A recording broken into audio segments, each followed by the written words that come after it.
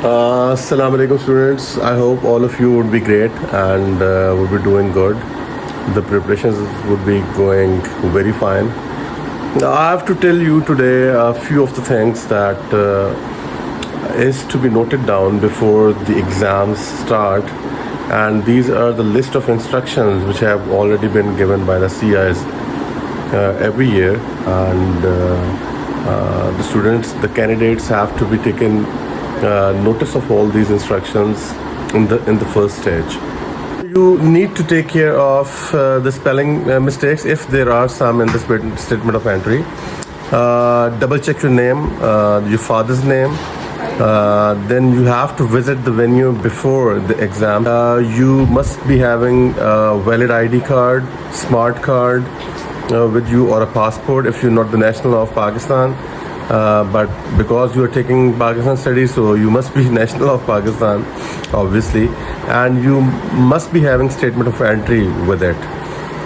Then you'll be reporting on time as per the instructions given to you on the statement of entry. If that is 9 o'clock, then you have to be there at least half an hour before, because there is some instructions to be given by the supervisor in the venue, and the supervisor, whenever he gives instructions, that has to be followed. So you have to follow that as well. If you miss that, and there can be some important instructions to be followed, and if you would miss that, it can be a problematic for you. Do not get late, because if you would get late, then you will not be given any of the extra time.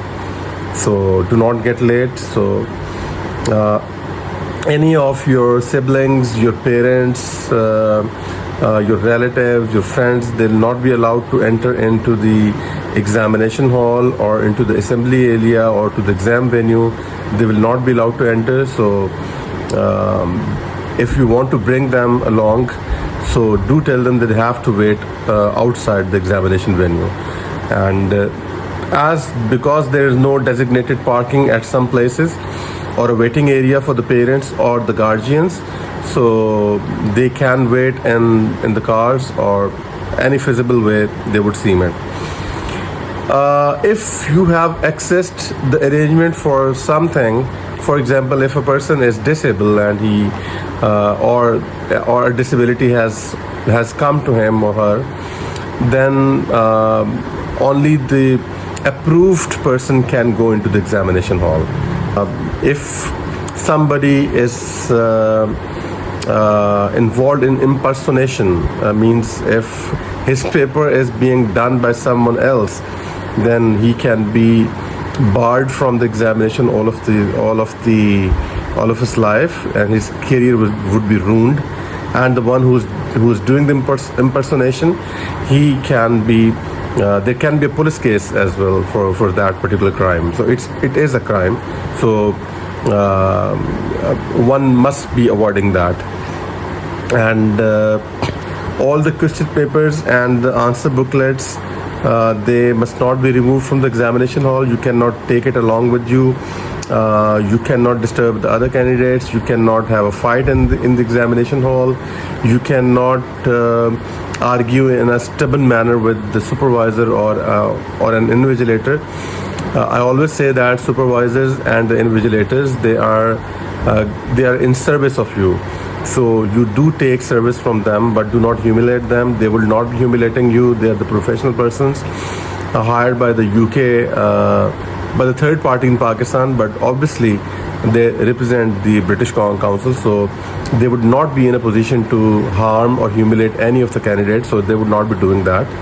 So do not do, if any of them somehow, unfortunately, mistakenly, they would do any harm or humiliate the candidate, you should be reporting that to the supervisor. If he's not listening, then you can talk to the manager of that venue as well. So these are your rights, and you should be you should have those rights. Then you have to sit in the examination hall even after the exams. Follow the instructions of the supervisor or the senior invigilator who is in the examination hall, and whenever you're asked to leave, you can only leave them. Do not take smart watches or any of the watch with you, because and the mobile phones as well, because they'll be confiscated. And my advice, do not have your mobile phones, smart watches, or any of the analog watches as well. Do not get it along with your in the examination hall. Do not do that.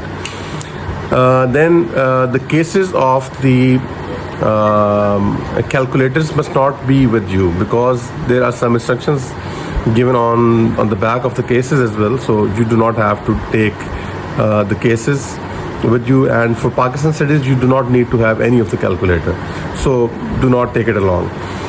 Thirdly, you must be having a geometry box or a pouch that has to be transparent. The scale you are using, that has to be transparent as well. You cannot have a pouch, because it would be confiscated if you would not do that. So these are some of the instructions you must be following.